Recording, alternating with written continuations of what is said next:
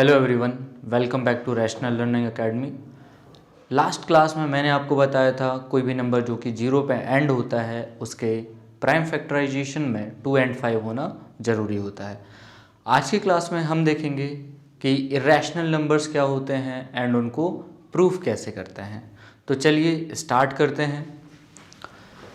Irrational numbers ये क्या होते हैं? ऐसा कोई भी नंबर जिसको आप PYQ के फॉर्म में नहीं लिख पाओगे उसको आप इरेशनल नंबर बोलते हो। For example √2, √3 and so on. अच्छा, इरेशनल नंबर्स को आप एक दूसरे तरीके से भी समझ सकते हो। ऐसा कोई सा भी नंबर जिसका decimal expansion non terminating and non repeating होता है उसको भी आप इरेशनल नंबर की कैटेगरी में डाल सकते हो। ठीक है, चलिए अब हम बात करते हैं कि हम इरेशनल नंबर्स को प्रूफ कैसे करते हैं इन रियल नंबर्स। तो बेटा इसके लिए आप यूज़ करते हो मेथड ऑफ कॉन्ट्राडिक्शन। ये क्या होता है? तो मेथड ऑफ कॉन्ट्राडिक्शन को आप कुछ इस तरह से समझ सकते हो कि जो भी चीज़ आपको प्रूफ करनी है आप उसका जस्ट ऑपोजिट कंसीडर करके चलते हो। जैसे आपको बोला है कि एक नंबर है √2 मान सकते हो आप, उस √2 को आपको इरेशनल प्रूफ करना है तो फर्स्ट ऑफ ऑल आपको उसको रैशनल कंसीडर करना पड़ेगा और फिर कुछ हम एल्गोरिदम्स लगाएंगे और आपको पता चलेगा कि ये रैशनल नहीं है, ये इरेशनल है। चलिए ठीक है, तो अब हम क्वेश्चन से स्टार्ट करते हैं सीधा इसमें। ओके, तो बेटा क्वेश्चन स्टार्ट करने से पहले मैं आपको कुछ चीज़ें बता देना चाहता हूँ, जैसे आपके लिए जो कि ज़रूरी होंगे। पहली चीज़ है प्रॉपर्टीज़ ऑफ इंटीजर्स एंड दूसरी चीज़ है कोप्राइम नंबर्स और एक तीसरी चीज़ है वो है आपका एक थ्योरम। ठीक है, कौन सा थ्योरम? हालांकि मैं ये सारी चीज़ें डिस्कस कर चुका हूँ बट फिर भी एक शॉर्ट में आपको मैं बता देता हूँ। ठीक है, तो चलिए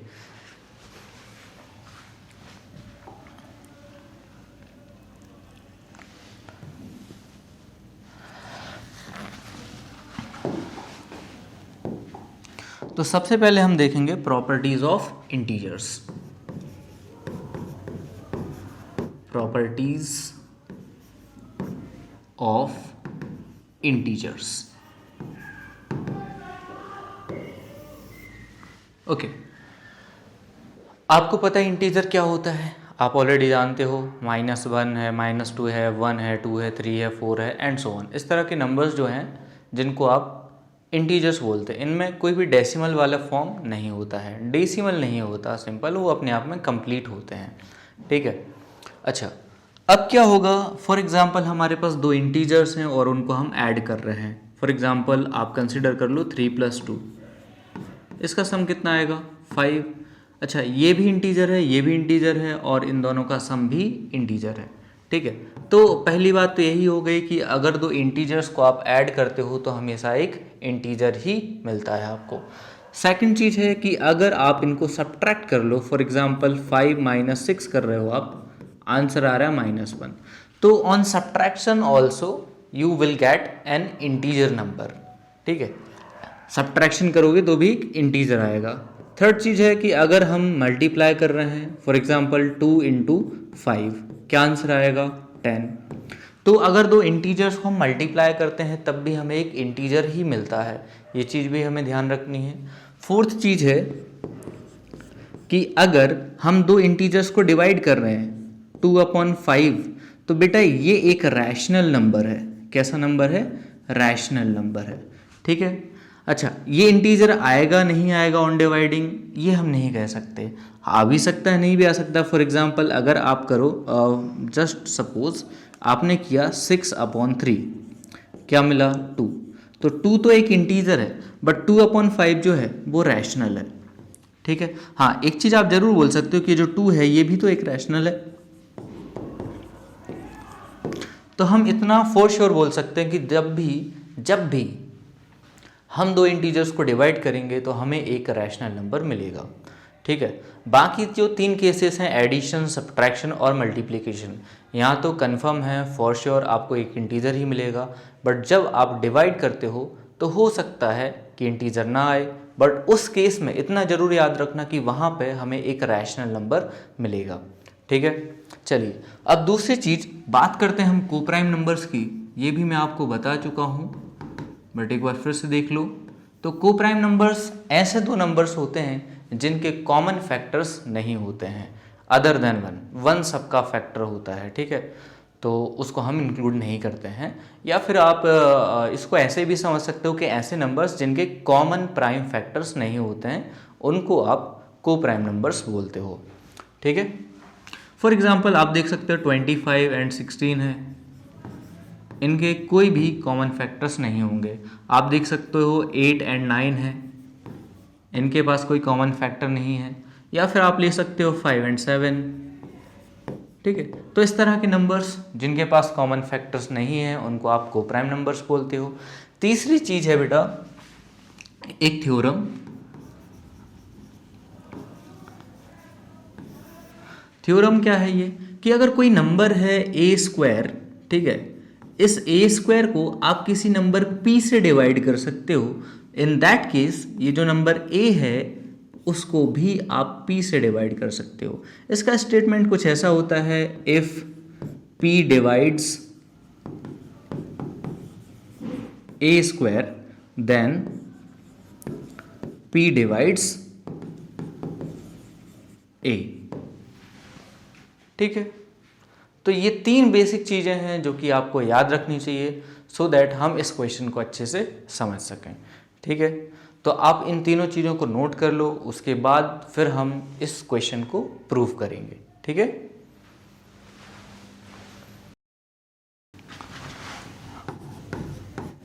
सॉल्यूशन, ओके। तो आपको प्रूफ करना है √2 एक रैशनल है, तो मैं आपको पहले ही बता चुका हूं। इसको प्रूफ करने के लिए आप यूज करेंगे मेथड ऑफ कॉन्ट्राडिक्शन, ठीक है। अब ये क्या होती है, तो इन मेथड ऑफ कॉन्ट्राडिक्शन आपको जो भी चीज़ प्रूफ करनी है आप उसका जस्ट ऑपोजिट कंसिडर कर लेते हैं, ठीक है। जैसे यहाँ पे इन्होंने बोला कि आप प्रूफ कीजिए √2 एक रैशनल इर्रैशनल नंबर है, तो हम मान के चलेंगे कि √2 जो है वो एक रैशनल नंबर है।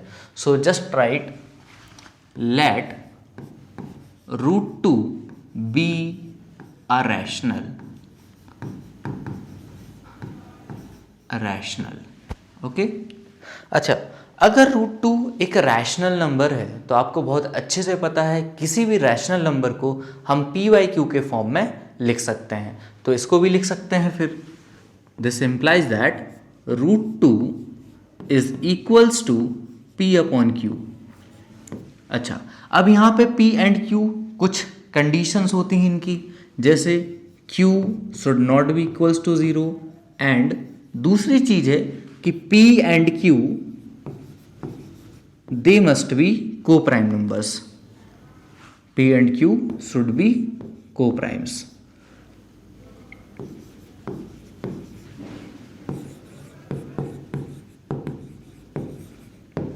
ओके, अब इसके बाद हम क्या करते हैं, वो जो आपकी थ्योरम थी, ठीक है, उसको अप्लाई करना है हमें। थ्योरम की थी क्या थी अपने पास कि ए स्क्वायर को p डिवाइड कर सकता है तो a को भी p डिवाइड करेगा। तो उसके लिए हमें क्या एक डिवीज़न में नंबर की ज़रूरत होती है, और इस केस में वो काम करेगा 2। तो 2 लाने के लिए हम क्या करते हैं, दोनों तरफ स्क्वायर कर देते हैं इस इक्वेशन में। तो अपने पास ये इक्वेशन था, ये वाला, we have √2 is equals to p/q। यहाँ पे हम करेंगे स्क्वायर, तो ऑन स्क्वायरिंग बोथ साइड्स, तो बेटा जब हम दोनों साइड स्क्वायर करेंगे तो ये कुछ ऐसा बनेगा, √2 whole square is equals to p/q whole square. अब हम इसको सॉल्व कर लेते हैं, तो अपने पास आएगा 2 इज इक्वल्स टू p²/q², ठीक है। अब हमें 2 डिनोमिनेटर में चाहिए, तो हम क्या करेंगे, 2 को ट्रांसफर कर दो डिनोमिनेटर में, और जो डिनोमिनेटर का q² है उसको दूसरी तरफ ट्रांसफर कर दो। तो 1 बाय 1 हम ये काम कर लेते हैं। सबसे पहले इस q² को यहाँ ट्रांसफर करो, तो ये 2q² इक्वल्स टू p² आएगा, एंड इसके बाद 2 को हम यहाँ ट्रांसफर कर लेते हैं, तो q² आएगा p²/2, ठीक है। अब एक बात बताओ, मैंने बोला है कि p एंड q जो है वो कैसे नंबर्स हैं? दे आर को प्राइम नंबर्स।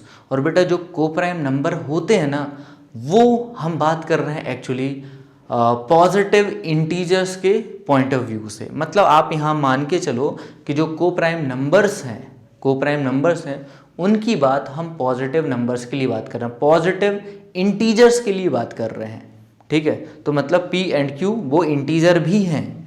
कैसे नंबर है? इंटीजर भी हैं वो। तो बेटा अगर Q एक इंटीजर है, अगर ये एक इंटीजर है तो स्क्वायर भी उसका इंटीजर होगा। जैसे 5 है, इंटीजर होता है, उसका स्क्वायर किया क्या आएगा? 25, वो भी क्या होता है? इंटीजर। -1 है मान के चलो, खैर बात तो हम नेगेटिव नंबर्स की कर ही नहीं रहे हैं, तो एक दूसरा पॉजिटिव नंबर ले लो। आप ले सकते हो 2 इंटीजर। अब हमने किया उसका स्क्वायर, कितना आया? 4 भी क्या होता है? इंटीजर, ठीक है। तो मैं सिर्फ इतना बताना चाह रहा हूँ आपको कि अगर Q एक इंटीजर नंबर है तो Q का स्क्वायर भी एक इंटीजर होगा। तो यहाँ पे एक इंटीजर नंबर है, ठीक है। अब एक बात बताओ, ये LHS और ये RHS अगर दोनों इक्वल हैं और यहाँ पे जो LHS है वो एक इंटीजर है, तो RHS में जो भी आपने लिखा है नंबर वो भी क्या होना चाहिए? एक इंटीजर होना चाहिए। क्या होना चाहिए? इंटीजर होना चाहिए। मतलब आप कहना चाह रहे हो कि जो p²/2 है ये एक इंटीजर है। अब बेटा एक फ्रैक्शनल नंबर इंटीजर कब हो सकता है? कब हो सकता है? जब न्यूमरेटर डिनोमिनेटर से पूरी तरह से डिवाइड हो जाए, ठीक है। मतलब मैं ये बोलना चाह रहा हूं कि जो p² है वो 2 से डिविजिबल है। और आप इसको ऐसे लिख सकते हो, 2 डिवाइड्स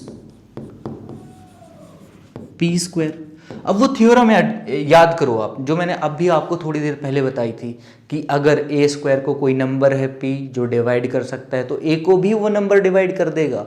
तो ऐसे ही यहाँ पे अगर 2 p² को डिवाइड कर रहा है तो 2 इस p को भी डिवाइड करेगा। मतलब आप यहाँ से ये रिजल्ट निकाल सकते हो that 2 divides p। Okay, 2 divides p। अच्छा, अगर कोई नंबर किसी नंबर को डिवाइड कर रहा है, इसका मतलब क्या है? कि वो नंबर उसका फैक्टर है। जैसे मान के चलो 8 है, 8 को आप 4 से डिवाइड कर सकते हो, तो 4 क्या हुआ? 8 का फैक्टर। अगर 12 को आप 3 से डिवाइड कर सकते हो तो 3 क्या है? 12 का फैक्टर है। ऐसे ही अगर 2 p को डिवाइड कर पा रहा है, इसका मतलब जो 2 है वो क्या है? p का फैक्टर है। तो आप ऐसे बोल सकते हो 2 is a factor of p। Okay, clear है इतनी बात? चलिए ठीक है। अब इसके बाद एक चीज याद रखो, हमने शायद आपने पहले पढ़ा ही होगा ऑब्वियसली, डिवीजन का प्रोसेस याद करो। क्या होता है भाई? यहां पे आप क्या लिखते हो? डिविडेंड। यहां पे आप क्या लिखते हो? डिवाइजर। यहां पे आप क्या लिखते हो? कोशेंट। और यहां पे आप लिखते हो रिमाइंडर, ठीक है। बात करते हैं इस p के लिए, ठीक है।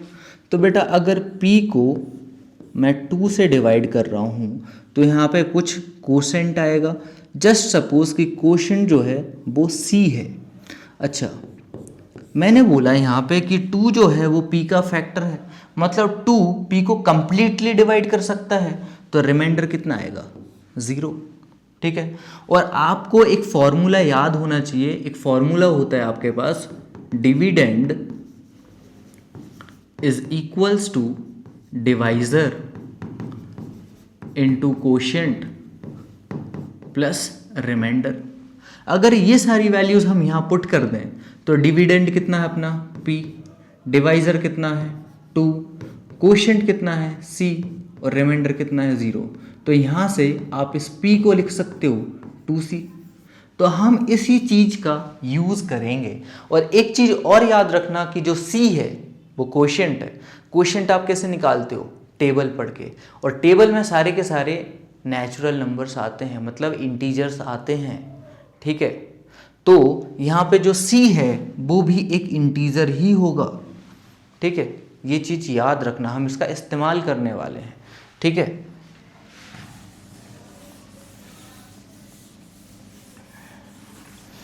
ओके, तो इसके बाद हम क्या करेंगे, P को हम कुछ इस तरह से लिख सकते हैं, P is equals to 2C, where C is some constant, okay, C क्या है, कोई कांस्टेंट है, ठीक है। अब हम क्या करते हैं, इस P के वैल्यू को, ठीक है, इस इक्वेशन में पुट कर देते हैं। किस इक्वेशन में, जो कि हमने स्क्वायर करने के बाद कैलकुलेट की थी, ठीक है, उसमें। तो अब हम पुट करेंगे, put value of P in equation 1। Equation 1 ये है, इसको रीराइट करो, 2 is equals to P square upon Q square, ठीक है।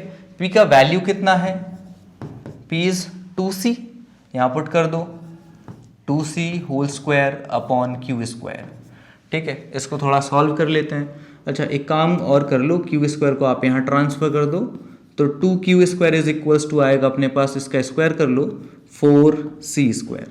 अब 2 से 4 को कैंसिल आउट करोगे, यहाँ 2 आएगा, that is Q square is equals to 2C square.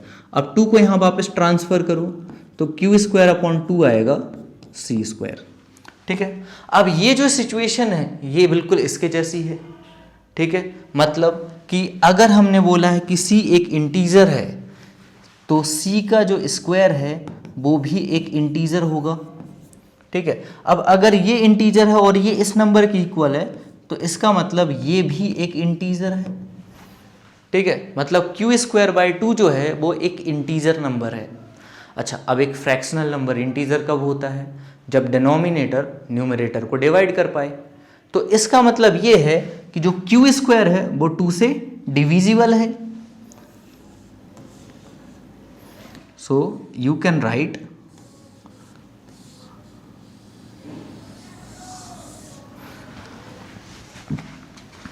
you can write 2 divides Q square. अच्छा, इस चीज को अब फिर उस थ्योरम के हिसाब से देखो कि अगर 2 Q स्क्वायर को डिवाइड कर रहा है, इसका मतलब 2 क्या करेगा, it will divide Q also. और अगर 2 Q को डिवाइड कर सकता है, तो आप बोल सकते हैं कि 2 is a factor of Q। 2 क्या है, Q का एक फैक्टर है, ठीक है। चलिए इतना नोट कीजिए, उसके बाद हम आगे बढ़ेंगे।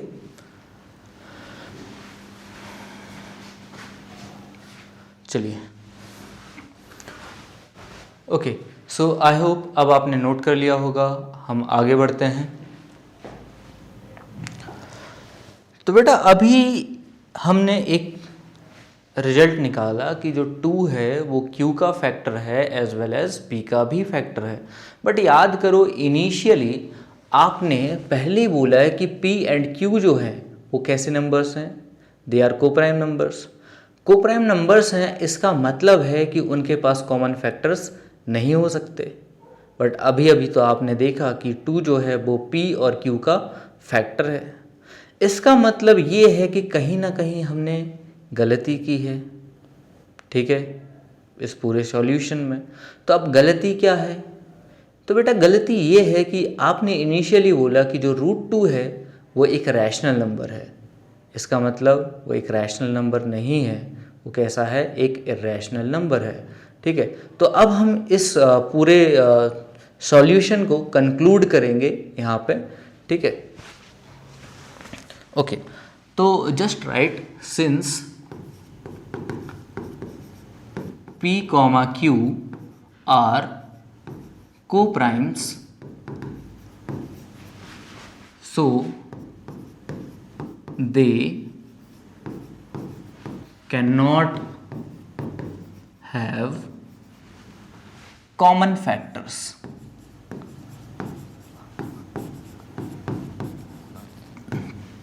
it means our assumption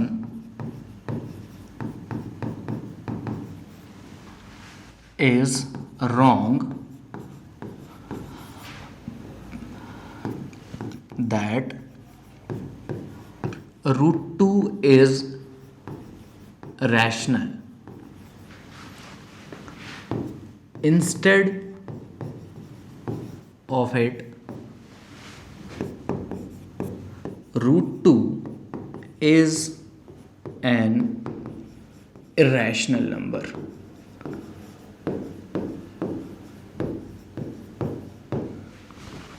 okay तो ये होती है बेटा आपकी मेथड ऑफ कॉन्ट्राडिक्शन। ठीक है, चलिए नोट कर लीजिए इसको। सो आई होप आपने नोट कर लिया होगा इसको। चलिए अब हम बढ़ते हैं अपने नेक्स्ट क्वेश्चन की तरफ। तो नेक्स्ट क्वेश्चन है अपना, prove root 3 is an irrational number.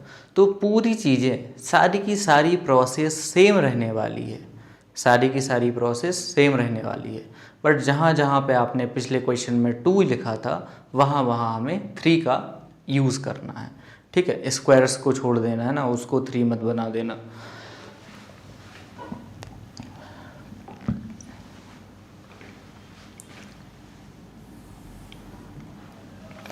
Okay, let's just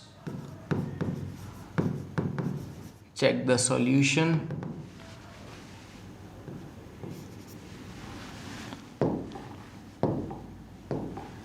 okay so फिर से बात वही है कि आपको प्रूव करना है कि रूट 3 एक इरेशनल नंबर है।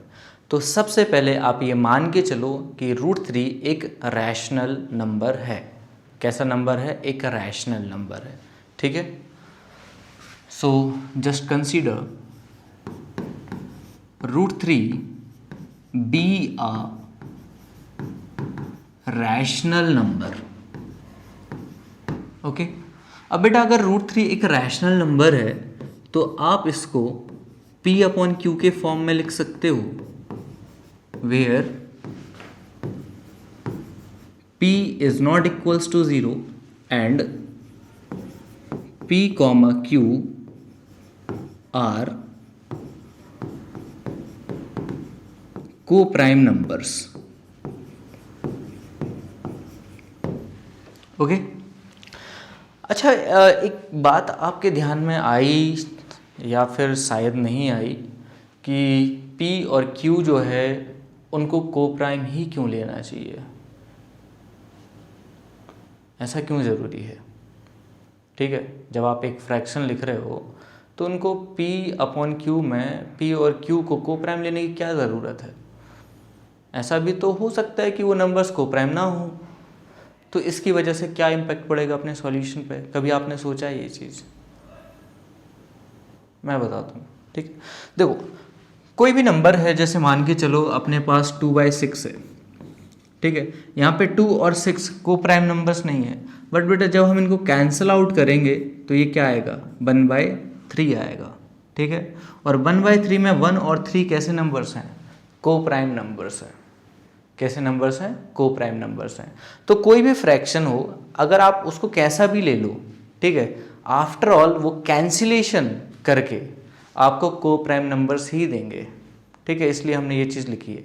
और आप इस चीज़ को ऐसे भी समझ सकते हो कि अगर आपने को प्राइम नंबर्स नहीं कंसीडर किए तो उस केस में यहाँ पे जो कॉन्ट्राडिक्शन बन रहा था वो बनेगा ही नहीं। कॉन्ट्राडिक्शन क्या बन रहा था? जैसे पिछले क्वेश्चन में आपने देखा था कि जो 2 है वो दोनों का फैक्टर है। तो भाई अगर को प्राइम नंबर्स नहीं होंगे तो ऐसा हो भी सकता है, तो कॉन्ट्राडिक्शन जो है वो बनेगा ही नहीं। और कॉन्ट्राडिक्शन अगर नहीं बनेगा तो आप उस चीज़ को प्रूव कर ही नहीं पाओगे। ठीक है, तो इसलिए P और Q को प्राइम लेना ज़रूरी होता है। ठीक है, चलिए अब हम आगे बढ़ते हैं इस क्वेश्चन के साथ। तो अब हम क्या करते हैं, यहाँ पे स्क्वायर कर देते हैं। On squaring both sides. Okay, तो जब हम दोनों साइड स्क्वायर करेंगे तो यहाँ से आएगा आपका √3² is equals to P upon Q whole square. ठीक है। √3 का स्क्वायर 3 आएगा और ये बनेगा p²/q²। अब इस q² को आप यहाँ ट्रांसफ़र कर लो, तो यहाँ से हमें मिलेगा 3q² = p²। अब इस 3 को यहाँ डिवाइड कर दो तो q² आएगा p²/3। अब बात फिर से वही इंटीजर्स वाली कि q है वो एक इंटीजर है तो q² भी एक इंटीजर होगा, ठीक है। ये q² कैसा है, इंटीजर है। अब ये नंबर अगर इस नंबर के इक्वल है, ठीक है, तो ये नंबर जो है दैट इज p²/3 वो भी एक इंटीजर होना चाहिए। अब ये नंबर एक इंटीजर कब बन सकता है, जब इसका न्यूमरेटर डिनोमिनेटर से कंप्लीटली डिविजिबल हो। मतलब आप यहाँ पे ऐसा बोल सकते हो कि जो p² है वो 3 से डिवाइड हो सकता है या फिर 3 p² को डिवाइड कर सकता है, ठीक है। तो यहाँ से हम एक रिजल्ट ड्रॉ कर सकते हैं दैट 3 डिवाइड्स p², ठीक है। अच्छा, अब थ्योरम याद करो। थ्योरम में क्या था कि अगर कोई नंबर किसी नंबर के स्क्वायर को डिवाइड कर सकता है तो वो नंबर उस ओरिजिनल नंबर को जिसका स्क्वायर किया गया था उसको भी डिवाइड कर सकता है। It simply means 3 divides p, ठीक है। अच्छा, अगर 3p को डिवाइड कर रहा है तो आप इसको ऐसे भी बोल सकते हो कि 3 is a factor of p, ठीक है। और अगर 3p का फैक्टर है तो आप p को कुछ ऐसे लिख सकते हो, p = 3 × c, है ना। अभी मैंने आपको बताया था कैसे, where c is some integer। अच्छा, इस चीज़ को समझने के लिए आप ऐसा भी देख सकते हो कि मान के चलो अपने पास एक नंबर है 12 का एक फैक्टर है 3, ठीक है। और 12 को आप क्या लिख सकते हो, 4 × 3, है कि नहीं। तो 4 कोई इंटीजर है और c क्या है, फैक्टर। तो किसी भी नंबर को आप लिख सकते हो some integer × factor.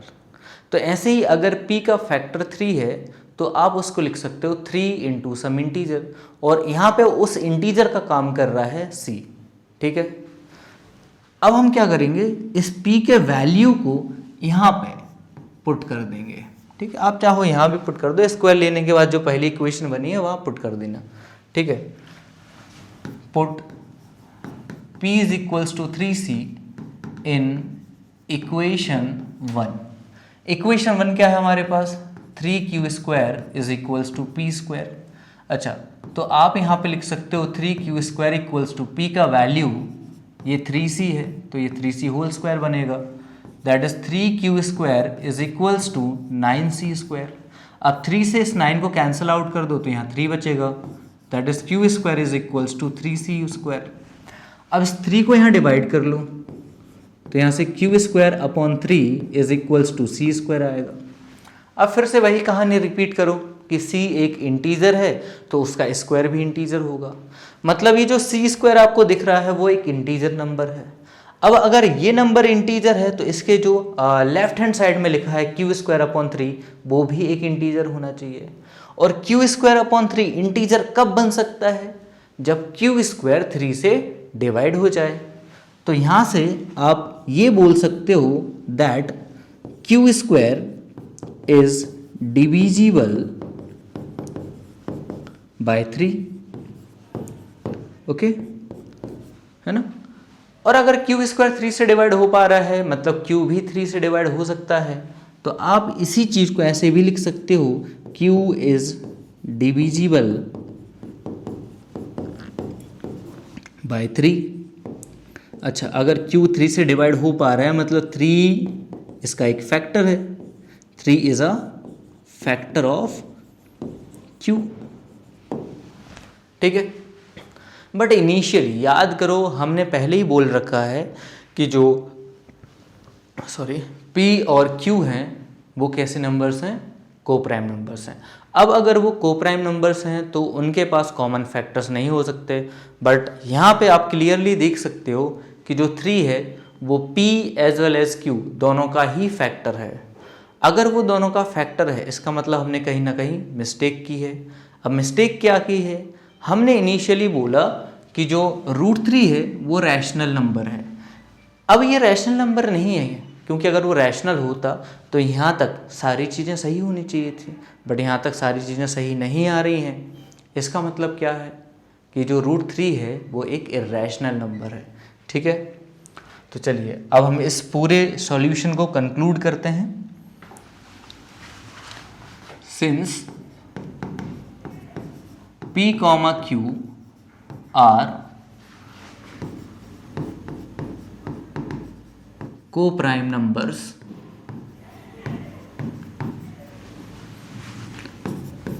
so they cannot have common factors। ठीक है, hence our assumption is wrong। Hence our assumption is wrong that √3 is a rational number।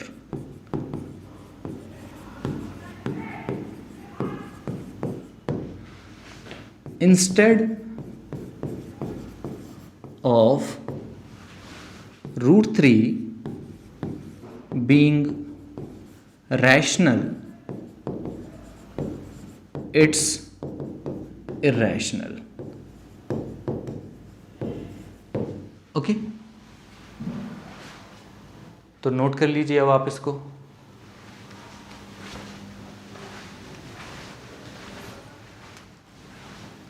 Okay, so I hope अब आपने इसको नोट कर लिया होगा। चलिए अब हम अगले क्वेश्चन की तरफ बढ़ते हैं।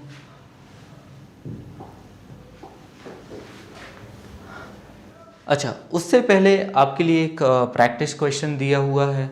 ठीक है, तो इसको आप पेन और कॉपी लीजिए और इसको सॉल्व करिए अपने हिसाब से। ठीक है, और आंसर निकालिए। ठीक है, जब तक हम बढ़ते हैं इस क्वेश्चन को नोट कर लो ऑब्वियसली। ठीक है, ओके।